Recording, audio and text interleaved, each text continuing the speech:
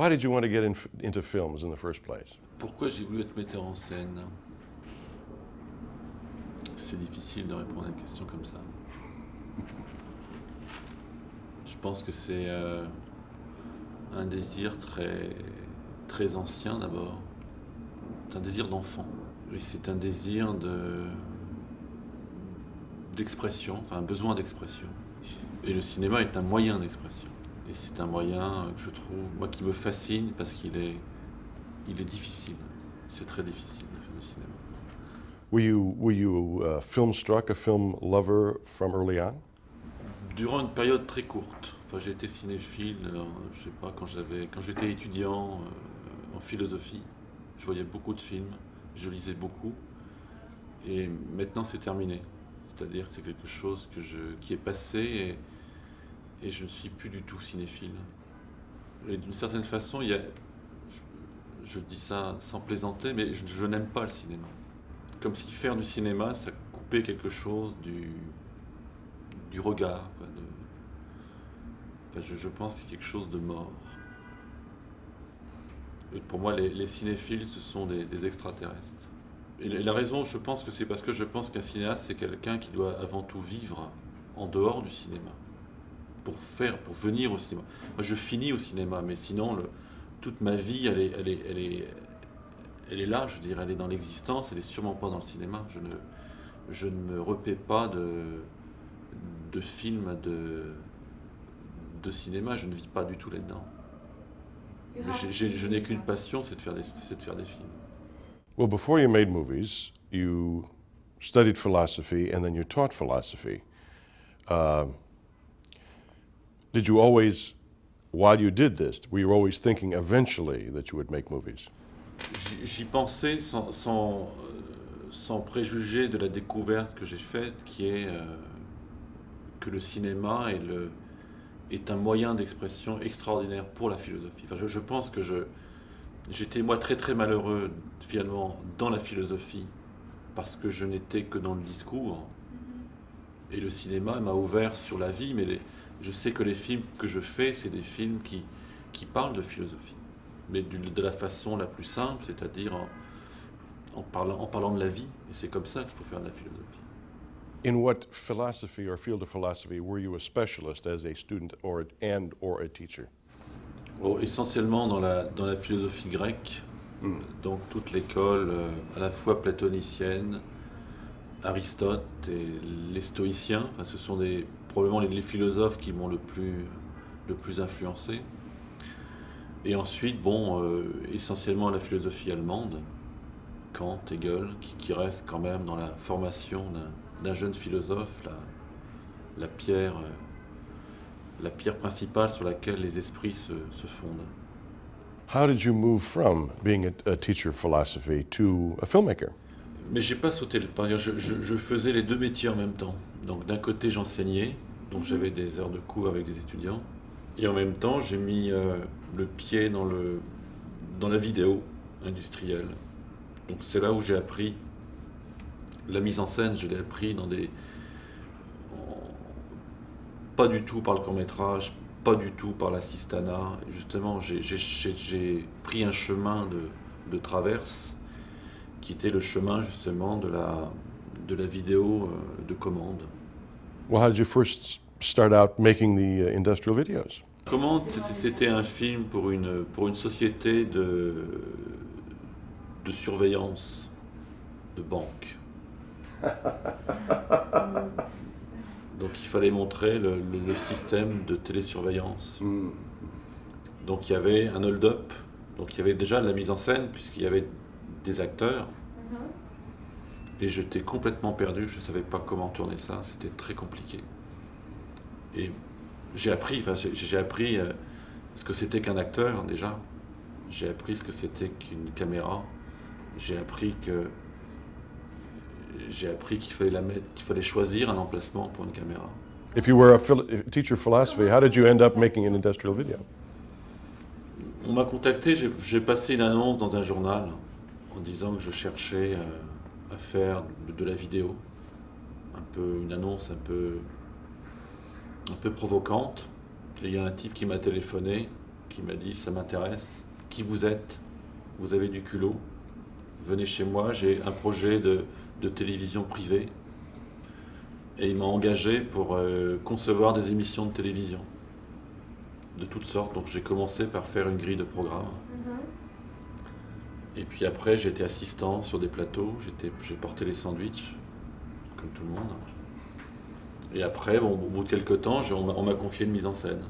Et puis j'ai fait. Non, alors, donc j'ai tourné des choses absolument insensées, quoi, des films inintéressants par le sujet. J'ai fait des films des films de marketing où je filmais les résultats des sociétés de fin d'année avec des graphiques, des choses. J'ai fait des films sur les fabrications de bonbons. Et finalement, je pense que ce que j'ai appris, c'est comment rendre intéressant des choses inintéressantes. What was the least interesting subject that you had to film? Non mais tout devenait intéressant. Je pense que c'est ça qui était formidable, c'est que filmer la construction d'une autoroute, filmer un congrès de notaires, filmer un discours d'un président d'une société à la fin d'une année, c'était jamais très excitant. Mais je finissais par trouver, grâce au cadre, grâce au cinéma finalement, un intérêt. Et je pense que ma façon de travailler aujourd'hui, elle est totalement liée à ces 10 années passées à filmer rien. C'est-à-dire des choses très pauvres. Alors qu'un jeune cinéaste, en général, il se filme le nombril. Il filme ce qui est le plus profond en lui. Moi, j'ai filmé le vide pendant 10 ans. Et j'ai énormément travaillé dans l'industrie lourde et j'ai énormément filmé de machines et de process de fabrication. C'est-à-dire comment un produit est fabriqué de sa matière première à sa matière finale. Donc j'ai beaucoup travaillé dans la confiserie, dans les caramels. Et je me souviens que avec la caméra, je faisais venir la caméra à l'intérieur de la machine à chocolat. Et je pense avoir eu ma première émotion, justement, parce que c'était beau. Il y avait quelque chose de beau de voir ce chocolat qui tombait. Il y avait une émotion, et j'ai réussi, par le montage, à l'amplifier et à créer une émotion. Et les gens étaient émus de voir le bonbon. Et je crois que j'essayais toujours, je cherchais toujours l'émotion. Et pourtant, j'étais dans je filmais que de la matière, je filmais des machines, et je cherchais l'émotion dans la machine. Et je crois que l'on peut, par le cinéma, en filmant une machine, on peut bouleverser. C'est possible. Parce que la machine, elle est humaine finalement. Il y a des processus, il y a toute une complexité qui ressemble étrangement à tous les processus intellectuels que l'on a. We'll now go to, at last, L'Humanité. And how did you select your two stars? Je l'ai choisi d'abord à partir de ce que j'écris, c'est-à-dire j'écris un scénario dans lequel j'ai des personnages et je sais que les personnages n'existent pas. Je sais que les personnages que j'ai écrits, je ne les trouverai pas. Donc je passe à peu près une petite année à chercher des êtres approchants. Et au bout de 10 mois à peu près, j'ai 3-4 acteurs possibles. J'avais 3-4 Domino, 3-4 Pharaon, 3-4 Joseph. C'est-à-dire des êtres qui s'approchent des personnages. Donc ensuite, je fais des essais. Et c'est à la faveur de ces essais que je vais choisir. Mais j'en demande jamais de composer. Il n'y a pas de composition. Justement, il n'y a plus de composition. C'est-à-dire j'essaie de saisir leur matière et de voir leur capacité à jouer. Parce qu'ils jouent. Certains ne savent pas jouer. C'est-à-dire que dès que je tourne, ils ne savent pas. Et Emmanuel et Séverine, bon, ce sont à l'épreuve de ce travail-là, ils se sont imposés. Mais Emmanuel, physiquement, n'était pas du tout celui que j'imaginais. Il n'avait rien à voir. Séverine non plus. Donc c'est moi qui fais le chemin vers eux, et non pas eux qui font le chemin. C'est moi qui finis par vouloir ce qu'ils sont. Et donc finalement, ils sont les personnages. Donc c'est moi que je veux ce qu'ils sont. Donc j'accepte leur singularité, leur manière de parler, leur manière de marcher, c'est moi qui l'intègre. Je ne change jamais ça. Donc je les regarde beaucoup, très longtemps, et je vois comment je peux les modeler. Ensuite, je les modèle. Il y a un modelé qui se fait, mais le modelé se fait à partir d'eux. Donc ils ne composent pas de personnages. Donc ils jouent tout le temps. Ils sont toujours en train de jouer à partir d'eux. Dès qu'ils sortent d'eux, ils sont faux. Et moi, ce qui me préoccupe le plus, c'est la justesse. Il faut que l'acteur soit juste. Eux sont justes parce qu'ils sont eux-mêmes. Donc j'ai ce que je veux. Et quand je dis je suis malheureux, avec beaucoup d'acteurs professionnels, c'est que j'entends ils sont pas justes. How did you recruit get the people in the first place? Did you put out advertisements or, I mean, the people that you tried out? Il n'y a pas de méthode. C'est-à-dire qu'il faut à la fois aller dans les magasins, aller dans les rues, passer des annonces. En même temps, je n'ameute pas la population entière parce que je sais qui je veux et je sais qui je ne veux pas. Donc je cerne les lieux, je cerne les moyens, mais c'est par hasard. Je sais que je vais le trouver par hasard. Donc je provoque le hasard. Mais en général, je vais surtout dans les agences d'emploi. Je travaille beaucoup avec des chômeurs. Parce que j'aime bien cette relation entre... Comment expliquer ça? Cette relation de travail. Je leur donne un travail. C'est des gens qui, beaucoup font du film uniquement pour l'argent. C'est un job comme un autre. Parce qu'ils n'ont aucune envie de faire du cinéma. Tandis que les acteurs de cinéma ont envie de faire du cinéma. Et j'aime pas, c'est à moi de donner l'envie. Et j'aime bien aller chercher chez un individu, dans la rue, et lui donner l'envie de cinéma. Ça, c'est quelque chose d'absolument formidable. Both your two leading men are, let's just say, not the dynamic type. C'était à la fois dans l'histoire, je pense que les personnages étaient dessinés comme ça, donc j'ai choisi effectivement ceux qui s'en approchaient. Et effectivement, j'avais une envie de modifier le modèle de l'acteur, c'est-à-dire de ne pas se mettre dans une relation de désir, et en même temps le héros était aussi quelqu'un qui était laid dans son itinéraire. J'avais vraiment envie de faire un héros avec un héros d'un salaud. L'idée, c'était ça, quoi. Et en même temps, c'est aussi poser un cinéma qui n'est pas un cinéma du désir. Je ne fais pas du cinéma pour rêver et pour oublier, pour se divertir. Je fais un cinéma beaucoup plus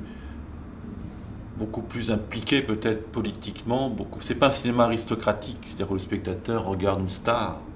C'est un cinéma démocratique, c'est-à-dire c'est un moment où l'homme va regarder un film pour s'interroger sur ses contemporains et non pas pour oublier l'existence. Donc moi je ne fais pas un cinéma de divertissement en ce sens-là. J'essaie de faire un cinéma comme un art qui emmène le spectateur à réfléchir sur lui, sur la vie, sur l'existence. Et Freddy, c'est l'homme de la rue, c'est le quotidien. Is it difficult working with non-professionals, amateurs in a sense, when you have to shoot a sex scene? Vous savez, le sexe, qu'on soit professionnel ou pas professionnel, c'est une expérience universelle. J'ai pas besoin... Vous avez l'illusion d'un rapport sexuel, mais en fait, il n'y en a pas, concrètement. Donc c'est du cinéma, donc c'est une illusion. Tout l'art du cinéma, c'est de monter des plans et de faire croire que c'est vrai. Mais c'est complètement faux. Ils n'ont pas eu de rapport sexuel. Moi, ce qui m'intéresse, c'est l'illusion. Mais tourner un accouplement, ça ne m'intéresse absolument pas. In both your films, the male lovers could be described as a bit insensitive. Is that a critique of the male sensibility, perhaps? Non, moi ce qui m'intéresse au cinéma, c'est la relation du film avec le spectateur. Donc le film n'est jamais un modèle pour le spectateur. Ce qui m'intéresse, c'est la relation. Donc j'aime bien présenter des personnages inachevés pour les confronter au spectateur. Donc ce que j'aime bien, c'est la confrontation. Donc je recherche toujours une espèce d'irréalité dans la représentation des personnages qu'il y ait des manques, qu'il y ait des lacunes, pour qu'il y ait un choc avec le spectateur. Mais de présenter au spectateur quelqu'un de fini et d'idéal, ça ne m'intéresse pas. Et c'est pour ça que je n'ai pas le souci du réalisme, je ne cherche pas à faire un film fini, réel. Au contraire, je cherche à me confronter au spectateur. Le spectateur a une part prépondérante dans mon cinéma, c'est-à-dire je sais qu'un film c'est vu par un spectateur. Donc j'ai pas besoin, c'est pas un objet achevé, jamais. You like mysteries, detective stories? Oui, parce que j'aime bien les chercheurs, j'aime bien les gens qui cherchent. Que ce soit un flic ou que ce soit un chercheur, un scientifique. Je pense que l'acte de chercher est un beau mouvement. C'est pour ça que j'aime bien les flics. Et je préfère filmer un flic qui cherche qu'un alchimiste qui cherche la pierre philosophale. C'est plus intéressant cinématographique. Well, of course, L'Humanité is a kind of policier, obviously. And then we come to its ending and the problem of, is there a solution or not? Non, c'est un film policier qui est résolu, c'est-à-dire qu'il y a une résolution qui est faite à la fin, mais en même temps qui est pas. C'est une résolution qu'on ne peut pas achever. Je veux dire que la question de la culpabilité est une question irrésolue. Donc c'est pas moi qui vais résoudre ça. C'est trop infini.